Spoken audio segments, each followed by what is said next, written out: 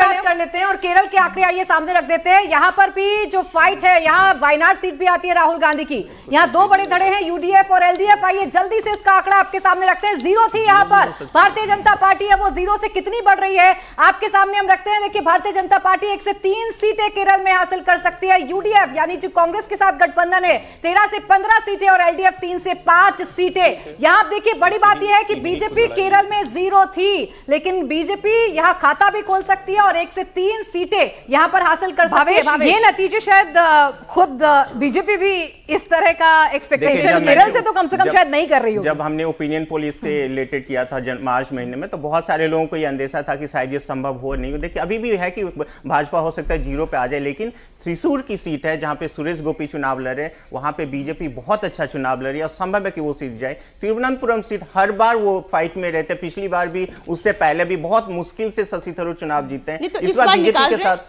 शशि थरूर निकाल रहे हैं, हार रहे हैं? नहीं हार रहे इस बार, मतलब संभवतः हार है। देखिए जब ऑर्गेनाइजेशन बहुत ज्यादा मजबूत नहीं होता तो मोमेंटम के साथ प्रिडिक्ट किया जाता है, लेकिन संभव नहीं है कि हो भी सकता, नहीं भी हो सकता। लेकिन 2-3 और ऐसी सीटें हैं बड़ी जीत ले रहे हैं राहुल गांधी, वायनाड बड़ी जीत ले रहे हैं, बहुत बड़ी क्लियरली जीते, इसमें कोई आश्चर्य हो कि हार जाए। ये बीजेपी को आपने 3 सीटें कौन सी दी हैं? त्रिशूर 2 ही सीट है, 1 से 3 रेंज में दिखाया, और जो सीटें बीजेपी अपने लिए देख सकती है वो एक तिंगल और पठानमथिट्टा पे उनका थोड़ा बहुत है। देखिए 6 सीटें ऐसी हैं जिसमें बीजेपी बहुत ही जबरदस्त चुनाव लड़ रही है। वहां पे पठानमथिट्टा की सीट एक है, अलापुझा की सीट है। देखिए जो पठानमथिट्टा की सीट है वो अनिल एंटनी लड़ रहे हैं, एक एंटनी कांग्रेस के नेता, उनके बेटे लड़ रहे हैं। अलापुझा की जो सीट है वो शोभा सुरेंद्रन लड़ रही हैं, उसके बाद वो प्रदेश अध्यक्ष भी है। तिरुवनंतपुरम की राजीव चंद्रशेखर, उनको स्पेशली भेजा गया था, तो वो देखिए इस सीट पे पहले भी वो राजगोपाल जब चुनाव लड़े थे तो अच्छा खासा उन्होंने चुनाव लड़ा था और काफी ज्यादा जो वोट हासिल किए थे। त्रिशूर की जैसे उन्होंने, सुरेश गोपी जो हैं एक्टर हैं और उनका प्रभाव वहां पर है।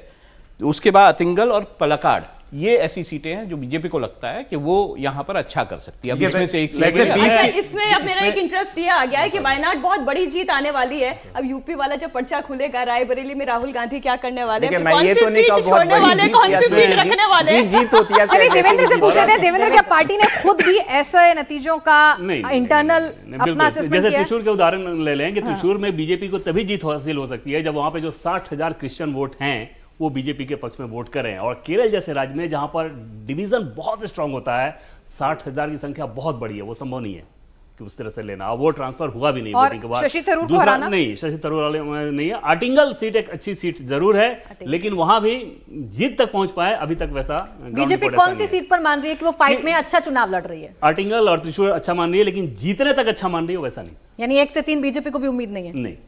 भावेश ने कुछ उम्मीदें जगा दी हैं। हाँ, वो अगर आया, एक भी सीट अगर आ गई तो खुशी होगी। पार्टी के लिए भी सरप्राइज। उन्होंने सर्वे किया ग्राउंड पर, भावेश कह रहे हैं कि केरल में खाता खुलना चाहिए भारतीय जनता पार्टी का इस बात। दूसरी इंटरेस्टिंग बात इसमें यह है कि लेफ्ट और कांग्रेस आमने सामने चुनाव लड़े, लेकिन सारी के साथ ही उनकी जो जितनी भी सीटें होंगी एक साथ जोड़ी जा रही है। सौरभ, दक्षिण से हमेशा जो है कांग्रेस के लिए फायदे की अच्छी खबर ही आती है, और अभी इंडिया गठबंधन के लिए कम से कम ये तस्वीर थोड़ी राहत भरी होगी, क्योंकि दक्षिण से जो आ रही है, देखिए ना, 51, 57, 29, 32, मतलब वो फिर मतलब अपने आप को मान रहे होंगे फाइट। ये तस्वीर तो यूं ही थी।